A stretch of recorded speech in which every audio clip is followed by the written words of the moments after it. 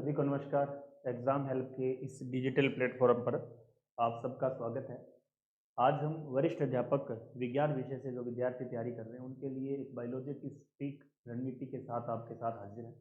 और आज के इस विषय में, आज के इस सेशन के अंदर, इस सत्र में हम बायोलॉजी से संबंधित तमाम जो आपके सवाल हैं उन सवालों पर चर्चा करेंगे। साथ साथ इसकी जो पुस्तक सूची है, कहाँ से इसको किस प्रकार से कवर करें, जो विद्यार्थी, बहुत से आपके ऐसे सवाल हैं, कोचिंग कर रखी है सर, नोट्स भी पढ़ रखे हैं, एनएन की सीट भी है, राजस्थान बोर्ड भी है, एनसीईआरटी भी है, हम क्या पढ़ें।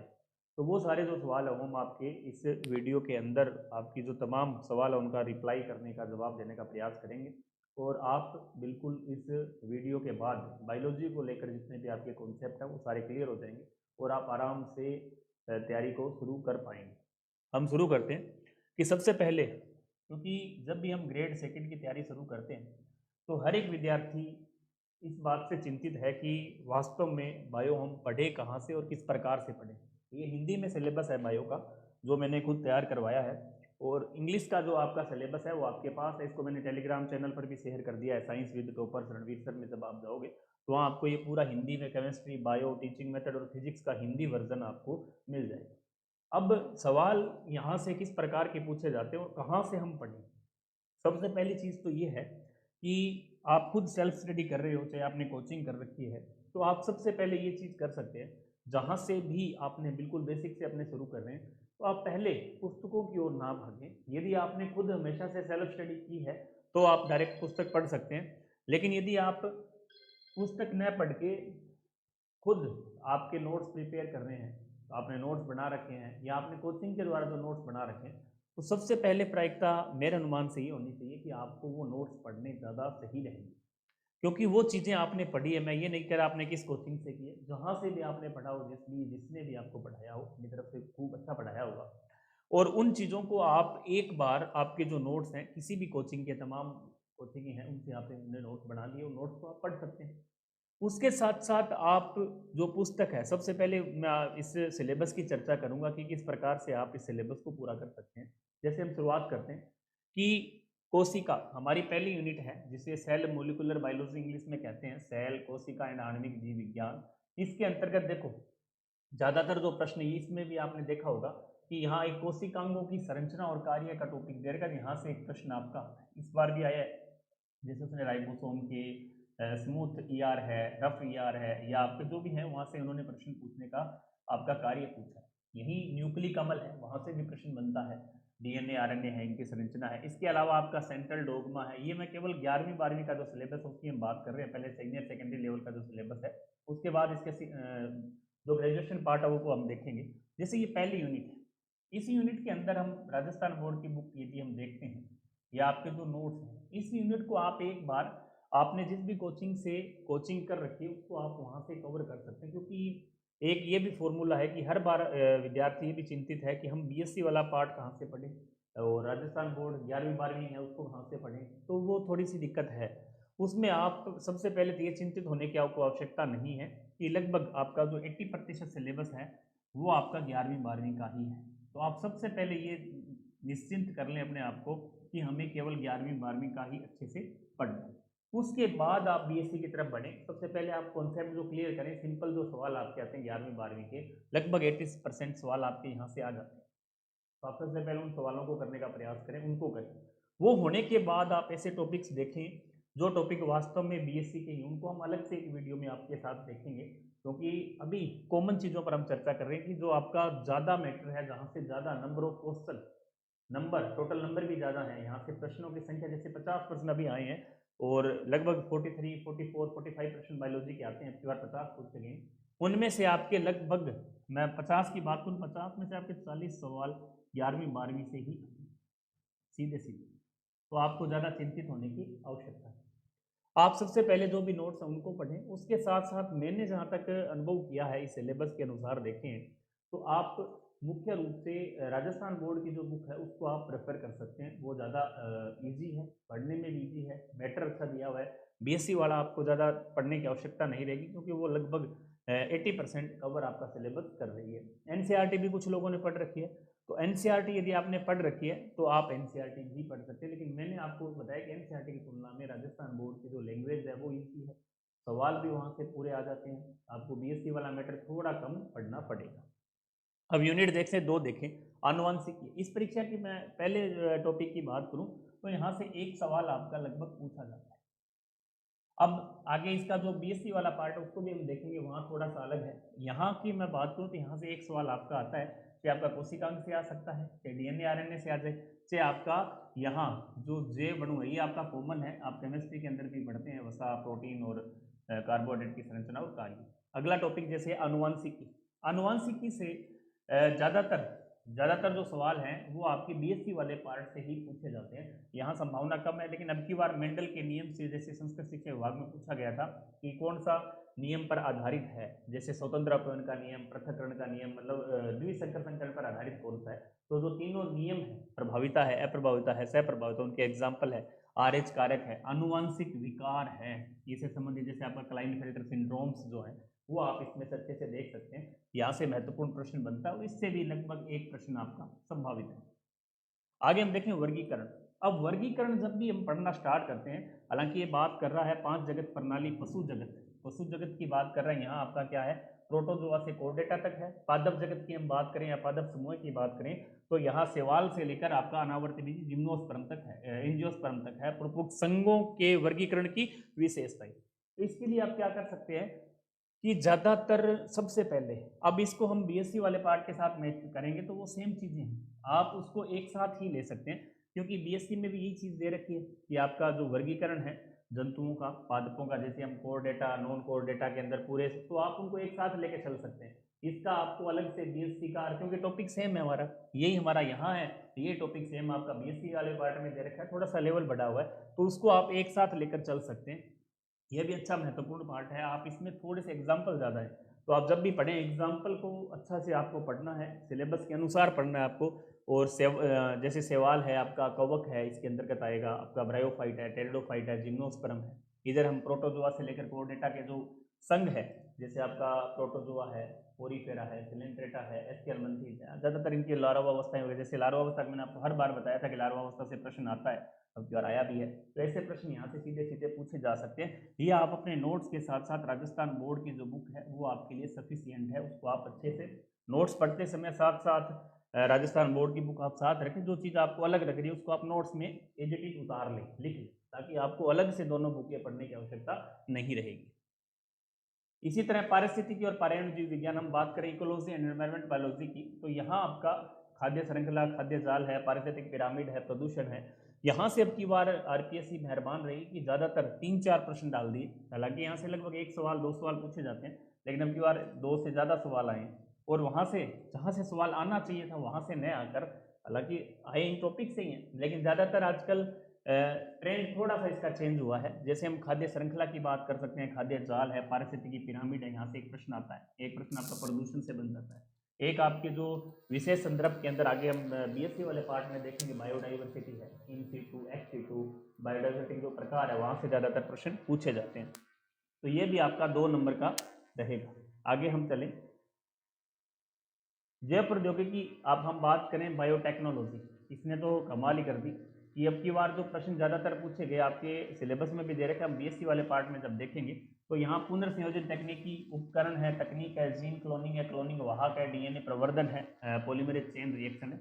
12वीं वाला पार्ट उन्होंने पूरा छोड़ दिया, पार्ट अपना क्या रहा, बीएससी वाले से पार्ट से प्रश्न पूछे गए। यहाँ से ज़्यादातर एक तो पीसीआर से प्रश्न पूछा ही जाता है, इसको आप अच्छे से ध्यान में रख सकते हैं, जो इसकी खोज करता है, कैसे है, इनका क्रम क्या है, श्रृंखला का क्रम ज़्यादातर पूछता है। जैसे की बार उन्होंने उस पर क्रम का आपकी बार पूछा एक प्रश्न आपका, तो यहाँ से पीसीआर का क्रम अगली बार इंपॉर्टेंट होता है कि पीसीआर का क्रम क्या है, उनकी जो चेन रिएक्शन है उसकी किस क्रम में होती है, उनके जो भी पार्ट्स है वो क्रम में लगे रहते हैं, तो वो क्रम आपका महत्वपूर्ण है। इसी तरह आपका क्लोनिंग वाहक का आपकी बार प्रश्न नहीं आया, तो ये भी इंपॉर्टेंट पार्ट है, यहाँ से प्रश्न आता है। आपका डीएनए फिंगरप्रिंटिंग की पूछा था, पूरा क्रम किस प्रकार से हुआ। आगे हम देखें सूक्ष्म जीव विज्ञान, ये 11वीं-12वीं का पार्ट है, यहाँ से लगभग एक प्रश्न आता है, कभी विषाणु से आ जाता है, कभी जीवाणु से, एक नहीं 2 भी आ जाते हैं, और 2 नहीं 3 भी पूछे गए कई एग्जाम के अंदर। संभावना है एक लाइकेन से आ सकता है, एक जैसे माइकोप्लाज्मा या जीवाणु से, लगभग 2 प्रश्न आप संभावित यहाँ से मान सकते हैं, और अब की बार आए नहीं है संस्कृत शिक्षा विभाग के अंदर। जैसे आपका माइकोप्लाज्मा आप पूरा ध्यान में रखें, लाइकेन है, और ज़्यादातर विषाणु से प्रश्न आते हैं। ये 3 इंपॉर्टेंट पार्ट है, यहाँ से प्रश्न आपके आते हैं। पादप आकारिकी एंड शारीरिकी, पौधों में उत्तकों के प्रकार, एक बीजपत्री, द्विबीजपत्री, जड़ तने की पत्तियों का उत्तकीय संगठन और पुष्प की संरचना और पुष्प क्रम के प्रकार। तो पुष्प क्रम के प्रकार से हमेशा एक सवाल आता है, ये हमने बार बार बताया भी था कि एसिमाक्सी ताला बिसारी क्रम में, कहीं अगर बिसारी क्रम में ये प्रश्न दिया भी था, प्रश्न आया वहां से। पुष्प की संरचना से जैसे आपका बीजांडन्यास से ज्यादातर प्रश्न पूछा जाता है, वो भी इस प्रकार से आया है। एक बीजपत्री, द्विबीजपत्री, जड़ की संरचना है, यहाँ से प्रश्न आता है, तो ये इंपॉर्टेंट है यहाँ से। अब इसको पढ़ें कहाँ से? राजस्थान बोर्ड की बुक में जो मैटर दे रखा है वो सफिशियंट है, इसके अलावा आपका बीएससी का पूरा कवर करेगा, आराम से आप उसकी कर सकते हैं। अब हम प्लांट फिजियोलॉजी की तरफ जाते हैं। प्लांट फिजियोलॉजी के पार्ट के अंदर ज़्यादातर यहाँ से आपके 3-4 सवाल पूछे जाते हैं हर एग्जाम के अंदर, और इसे पढ़े हम कहाँ से? जैसे जल संबंध है, इसकी वाटर रिलेशन की हम बात करें तो यहाँ से आपका प्रासरण है, विसरण दाब न्यूनता है जिसको डीपीडी बोलते हैं, और आपका जीवद्रव्य कुंचन है, जल विभव है, आपका जल का अवशोषण है, रसारोहण है। तो यहाँ से एक सवाल आपका बीएससी वाला पार्ट ज़्यादा महत्वपूर्ण है, इसका भी लगभग एक सवाल आपका यहाँ से आ जाता है। इसी तरह इसमें प्रकाश संश्लेषण है, शोषण है, यहाँ से भी महत्वपूर्ण है, एक से 2 सवाल यहाँ से भी पूछे जाते हैं। जैसे अब की बार आपका लाल पतन, इसमें रेड ड्रॉप है, इमर्सन प्रभाव है, प्रकाश संश्लेषण वर्णक है, प्रकाश तंत्र है, प्रकाशिक अभिक्रिया है, C3C4 साइकिल है। यहाँ से आपके प्रश्न, राजस्थान बोर्ड की जो बुक है उसका सवाल आपका सफिशियंट है, ये उसका मैटर, आपके जो नोट्स हैं वो सफिशियंट है, इसके अलावा बाहर से आपको कुछ पढ़ने की आवश्यकता नहीं। इसी तरह एंजाइम की यूनिट, अब की बार एंजाइम से खूब क्वेश्चन पूछे गए, थोड़े डीप भी थे, लेकिन अपने को इतना डीप पढ़ने की आवश्यकता नहीं है, आप केवल नॉर्मली इसको पढ़ लेते हैं तो आपका कवर हो जाएगा सवाल। इसके अलावा प्लांट हार्मोन है, यहाँ से भी प्रश्न आते हैं, इसका जो बीएससी वाला पार्ट है वहाँ भी दे रखा है, उससे भी प्रश्न आते हैं। अब इनमें से ज़्यादातर जो प्रश्न है प्लांट हार्मोन से, जैसे ऑक्सिन है, जिब्रेलिन है, साइटोकाइनिन है, एथिलीन है, एफसीसी का मतलब कुल 5 यूनिटें हैं यहाँ। जैसे मैं बात करूँ यहाँ पहला पादप जल संबंध, प्रकाश संश्लेषण, शोषण और एंजाइम और प्लांट हार्मोन ग्रोथ, यहाँ से 5 यूनिट से लगभग 5 सवाल आपके बीएससी सॉरी इस एग्जाम के अंदर 6 भी आ जाते हैं कई बार, अब की बार तो 5 से ज़्यादा है, क्योंकि एंजाइम से 2-3 सवाल काफ़ी डीप पूछे गए थे। ऐसे सवाल हमारे लेवल के नहीं है, और न हमें वो कहीं मिलेंगे ऑब्जेक्टिव, हम चाहे बीएससी की बुक पढ़ें, कहीं पढ़ें, इतना गहराई से पढ़ने की आवश्यकता नहीं है, ऐसे 2-4 सवाल रह भी जाए तो कोई खास बात नहीं। अब हम जंतु विकासात्मक जीव विज्ञान की बात करें, जहाँ डेवलपमेंट बायोलॉजी इन एनिमल्स के अंदर युग्मक जनन है, निषेचन है, विदलन है, इंपॉर्टेंट है, गैस्ट्रुलेशन है, अंग जनन। अब यहाँ इसका भी बीएससी वाला पार्ट काफ़ी महत्वपूर्ण है, सवाल पूछे जाते हैं, यहाँ से भी सवाल आते हैं। इसके लिए भी थोड़ी सी चीज़ें आपको यहाँ अलग पढ़नी पड़ेगी, बीएससी वाले पार्ट का मैटर पढ़ना पड़ेगा। जैसे हम आगे इसमें बीएससी वाले पार्ट में जाएंगे तो वो जो पार्ट है वो आपको अलग से नोट्स में से या अन्य बुक से कहाँ से पढ़ना वो हम आगे बताएंगे। जैसे ये टेस्ट के अंदर जो टेस्ट सीरीज हमारी है उसके अंदर जो सवाल आएंगे उस समय आपको साथ साथ ये टॉपिक हम बताते भी जाएंगे कहाँ से कैसे आपको पढ़ना है। विकास है, जैसे लेमार्कवाद, डार्विनवाद, प्राकृतिक चयन, अच्छे सवाल साधारण राजस्थान बोर्ड की बुक में जो दे रखा है जैव विकास सफिशियंट है, इससे बाहर आपको नहीं पढ़ना है। मानव शरीर रचना विज्ञान, ये इसमें जो सिस्टम है मानव के सारे, उत्सर्जन, पाचन, श्वसन सारे इसके अंदर आएंगे, और सारों के लिए सफिशियंट है आपके नोट्स और प्लस राजस्थान बोर्ड की बुक। मानव स्वास्थ्य है, पोषण है, सामान्य मानव रोग है, टीकाकरण है, प्रतिरक्षा, उत्तक, अंग प्रत्यारोपण, जैव उत्पाद तकनीकी, यहाँ से भी आप अपनी जो बुक है वो सफिशियंट है। अब ये ग्रेजुएशन वाला पार्ट है। अब यहाँ हम देखें ये जो पार्ट है, यहाँ ये चीज़ें हमारे 11वीं-12वीं में भी हैं, जैसे सकोसी का चक्कर है, समसूत्री असूत्री विभाजन है, उसका महत्व है, क्रोमेटिन संगठन है, डीएनए है, आरएनए है, ये सारी चीज़ें, प्रतिकृति का मतलब रेप्लिकेशन है, अनुलेखन ट्रांसक्रिप्शन है, अनुवादन ट्रांसलेशन है, ये सारी चीज़ें हमारे कहाँ दे रखी है, बीएससी वाले पार्ट के अंदर दे रखी है, लेकिन ये कहीं ना कहीं हमारे 11th-12th का जो सिलेबस है उसके अंदर भी ऐड है, तो वहाँ भी आपको ये देखने को मिलेगी, वहाँ भी यहाँ से सेम। अब आपको ये नहीं है कि ये पार्ट हमारा किस में दे दिया, ग्रेजुएशन में दे दिया, लेकिन ये पूरा मटेरियल हमें कहाँ मिल जाएगा, 11वीं-12वीं की जो राजस्थान बोर्ड की बुक है वहाँ आ जाता है।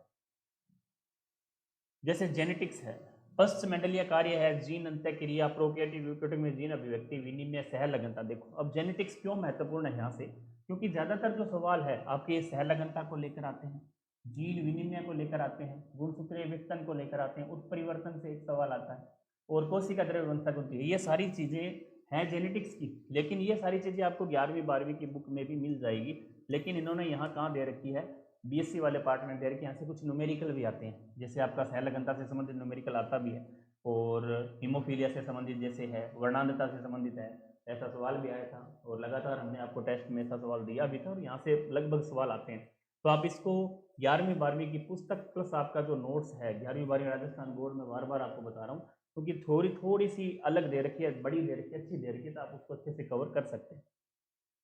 इसी तरह जंतु वर्गीकरण, ये सारी चीज़ें हम वहाँ देख चुके हैं। प्रतिनिधि जंतु ये बीएससी वाले पार्ट में दे रखे हैं हालांकि, जिससे लेकिन यहाँ जैसे केंचुआ है, कॉकरोच है और मेंढक है, ये सारी चीज़ें हमें 11वीं 12वीं की पुस्तक से मिल जाती है और हमें सफिशियंट है। फेसियोला है, ये भी हम नॉन कोऑर्डिनेट के अंदर साथ में पढ़ लेते हैं, क्योंकि नॉन कोऑर्डिनेट जब हम पढ़ेंगे तो प्लेटिहेल्मिन्थेस जो वर्ग उसमें फेसियोला ज़्यादातर यहाँ से लार्वा अवस्था वगैरह पूछी जाती है, तो वो इंपॉर्टेंट है, वहाँ से हमारा कवर हो जाएगा। वो पेरामीशियम और पैरामीशियम एक बनता है, इसको आपको अलग से बीएससी वाले पार्ट से पढ़ना पड़ेगा, बाकी सारी चीज़ें सेम है। इसी तरह एंजियोस्पर्म पादपों का वर्गीकरण, एंजियोस्पर्म का वर्गीकरण पुष्पक्रम के जो प्रकार है, पुष्पक्रम के प्रकार ये 11वीं 12वीं में भी है। कुलों का आर्थिक महत्व बहुत इंपॉर्टेंट, कुल फैमिली से ज़्यादातर आजकल फॉर्मूले वगैरह नहीं पूछे जाते हैं, आर्थिक महत्व पूछे जाते हैं। इकोनॉमिक इम्पोर्ट की दृष्टि से जैसे एस्ट्रेसी कंपोजिटी है, लैक्टो का जैसे सलाद का नाम अब की बार एग्जाम में पूछा गया था, हमने आपको टेस्ट में भी लगातार दिया था ये प्रश्न, और वहाँ से एज सीधा प्रश्न आया। इसकी विशेषताएं, अब कूल के नाम दे रखे हैं, इसमें आपका जो कूल है, हालांकि ये सारे कूल आपके 11वीं 12वीं में लगभग हैं, जैसे मालवेसी है, टेबेसी है, एस्ट्रेसी है और पोएसी। पोएसी को हम ग्रेमिनी बोलते हैं, एस्ट्रेसी को हम कंपोजिटी बोलते हैं, फेबेसी को हम लेग्यूमिनेसी बोलते हैं। ये सारे सवाल आपके वहाँ मिल जाएंगे।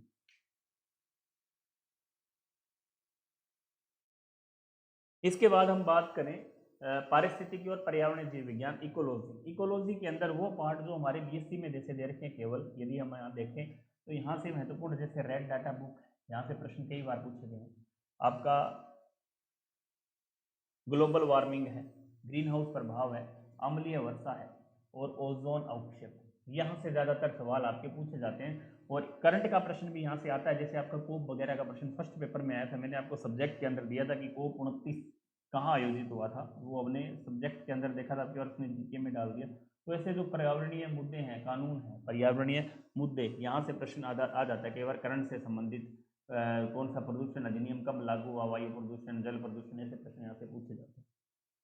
अब जैव प्रौद्योगिकी की बात करें, बायोटेक्नोलॉजी की, तो यहाँ आनुवंशिक जीन इंजीनियरिंग है, जीन स्थानांतरण है, जीनोमिक लाइब्रेरी है, पौधे हैं, जंतु हैं, उत्तक संवर्धन है, आनुवंशिक रूप से संशोधित फसलें हैं, कृषि, चिकित्सा, जैव प्रौद्योगिकी अनुप्रयोग, ट्रांसजेनिक जंतु।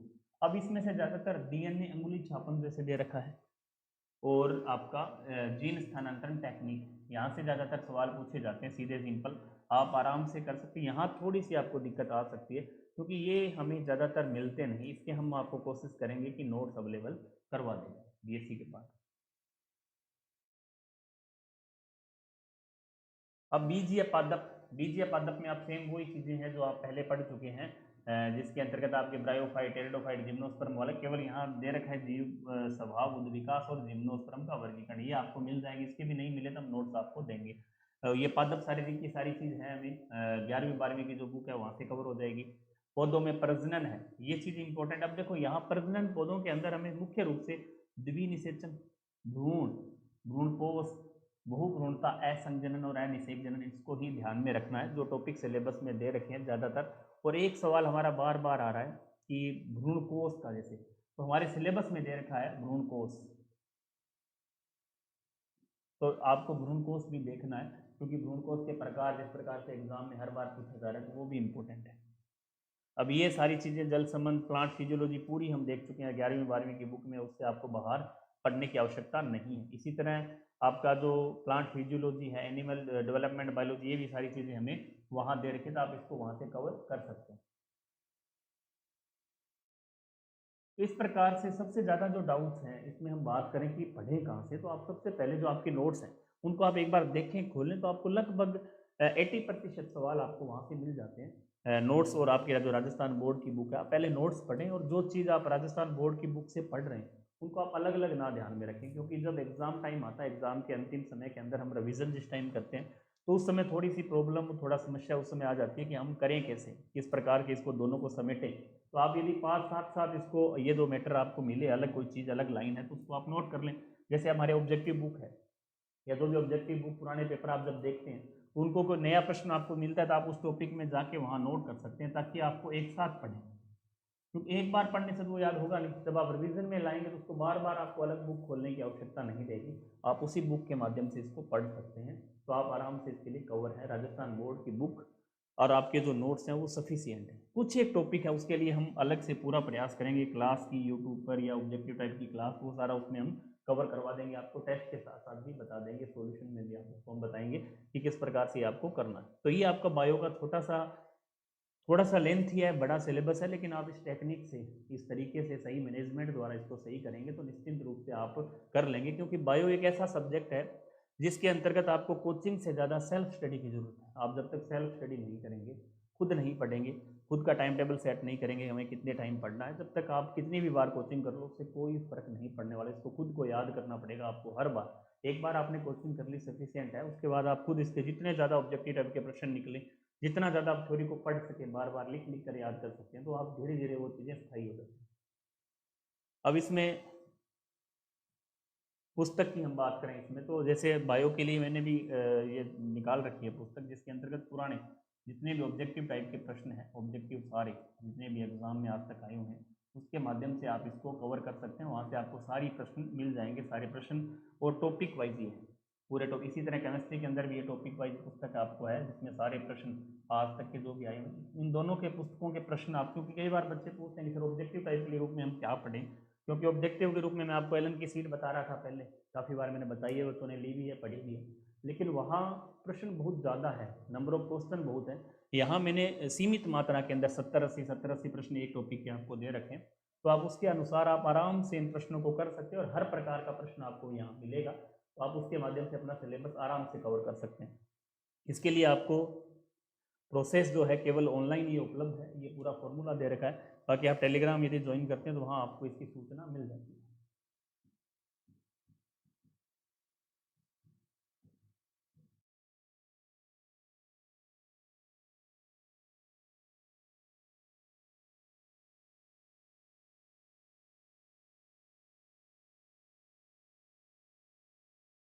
यहाँ पूरे आपको सूचना इसमें मिलेगी, ये जो टेलीग्राम चैनल मैंने आपको बता दिया। अब इसके साथ साथ ये जो टेस्ट सीरीज हम शुरू कर रहे हैं 19 तारीख से, वो भी बहुत महत्वपूर्ण है, फर्स्ट पेपर के लिए भी, सेकंड पेपर के लिए भी। जैसे सेकंड पेपर में बायो, केमिस्ट्री, फिजिक्स तीनों सब्जेक्ट टीचिंग मेथड के साथ आपको सारे प्रश्न मिलने वाले हैं। इनका सॉल्यूशन भी आपने टेलीग्राम के माध्यम से देखा भी होगा, नहीं देखा तो इसका शेड्यूल मैंने पूरा टेलीग्राम पर डाल रखा है, आप उसको जाकर देख सकते हैं। इसके साथ साथ ये ऑफलाइन सीकर के अंदर, जोधपुर के अंदर भी शुरू हो रही है, तो जो साथी जोधपुर सीकर से हैं वो वहाँ भी इसको ज्वाइन कर सकते हैं, इसका पूरी सूचना आपको मिल जाएगी। और इसमें आज के दिन यदि आप इसे ज्वाइन कर रहे हैं तो इसके अंदर ऑफर भी हमारी तरफ से दिया जा रहा है, जो 30% ऑफर आपको मिल रहा है, ये आप आज इसका लाभ ले सकते हैं, जिसके अंतर्गत आपको 1.0, 1.0 जीके, 1.0 सब्जेक्ट और आपकी रिकॉर्डेड टेस्ट सीरीज सभी पर आपको 30% की छूट, आज रात 12 बजे तक आप इसका लाभ ले सकते हैं। तो ये बायो के लिए सफिशियंट है। इस प्रकार से आप अपना पढ़ लेते हैं तो निश्चित रूप से आप अच्छा बायो के अंदर कर सकते हैं। धन्यवाद।